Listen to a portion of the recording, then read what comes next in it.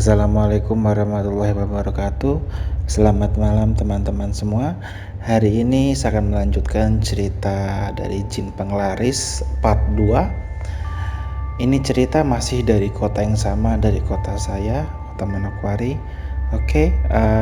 Ini kisah tentang warung makan yang punya Jin Penglaris atau yang disebut biasanya pesugihan. Jadi warung makan ini dekat kampus. Jadi dulu saya sering makan di situ karena warung makan ini dekat kampus dan harganya pun lumayan murah gitu. Dan saya baru tahu itu setelah hampir 4 tahun saya kuliah di kampus tersebut gitu. Jadi suatu ketika itu yang teman saya ini yang dia indigo kan suka ngajak jalan-jalan. Ketika ngajak jalan-jalan ke warung makan ini tampak seperti biasa. Kita pesan makanan. Saya tanya ke dia, warung makan ini aman kah gitu. Terus bilang insya Allah aman karena dia nggak lihat apa-apa. Setelah itu kami pesan makanan. Saya pesan nasi telur, terus teman pesan nasi ayam. Jadi kita makan itu sekitar sore-sore, habis asar jam 5 sore karena kita habis pulang kuliah. Jadi hari itu teman saya pesan makanan dan ketika pesan makanan ini kan kita ke kasir ya.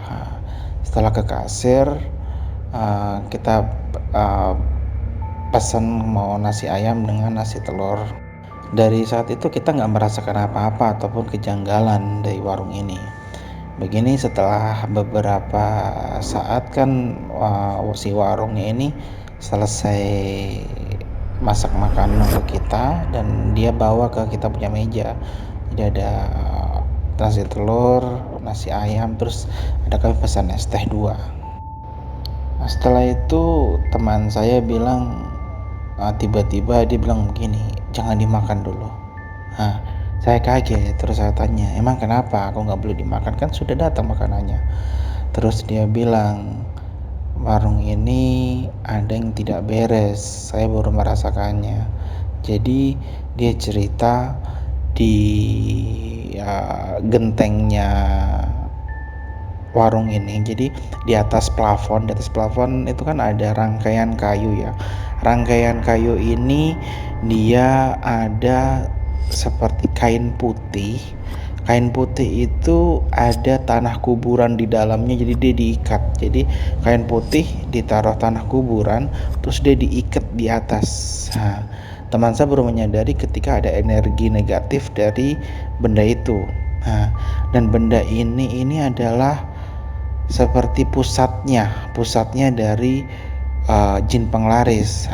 Begini tiba-tiba selang 5 menit teman saya bilang, coba kamu pegang tangan saya.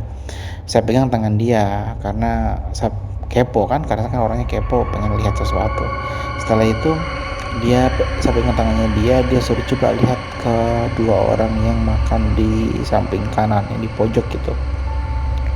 Saya lihat dan saya kaget, di situ ada sesosok makhluk anak kecil, tapi ini bukan tuyul, dia lebih mirip ke gimana ya, bilang iblis kah, seperti dia warna merah dan kepalanya agak panjang.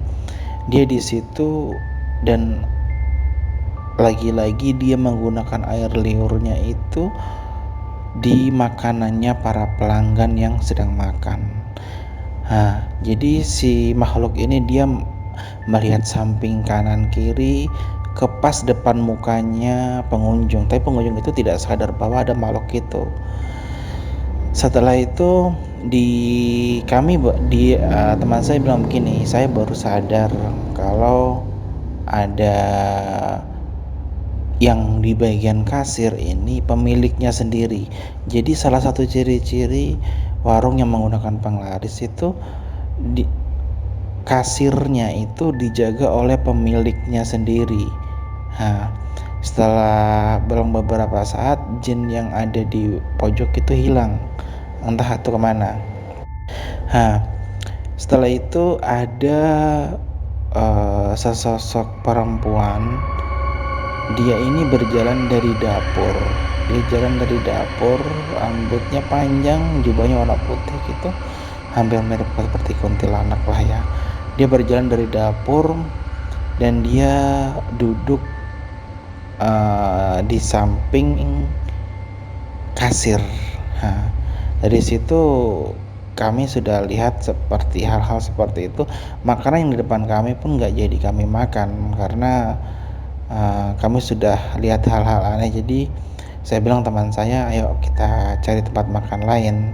Jadi saya bayar di kasir, Bu, ini bayar, kita ada keperluan mendadak. Saya bicara seperti itu supaya tidak menyinggung pemilik warungnya. Saya bilang ada acara mendadak, nanti ini saya sudah bayar, Bu. Saya bilang begitu aja. Mulai dari saat itu saya tidak pernah beli makanan di situ lagi. Ya saya tidak tahu sekarang seperti apa. Warung itu masih menggunakan cara-cara seperti itu atau sudah tidak. Oke, demikianlah cerita Jin Penglaris part 2. Semoga bermanfaat untuk teman-teman semua, dan saya berpesan ketika kalian makan dimanapun tempatnya, jangan lupa berdoa, baca ayat kursi ataupun baca Al-Fatihah ataupun doa makan.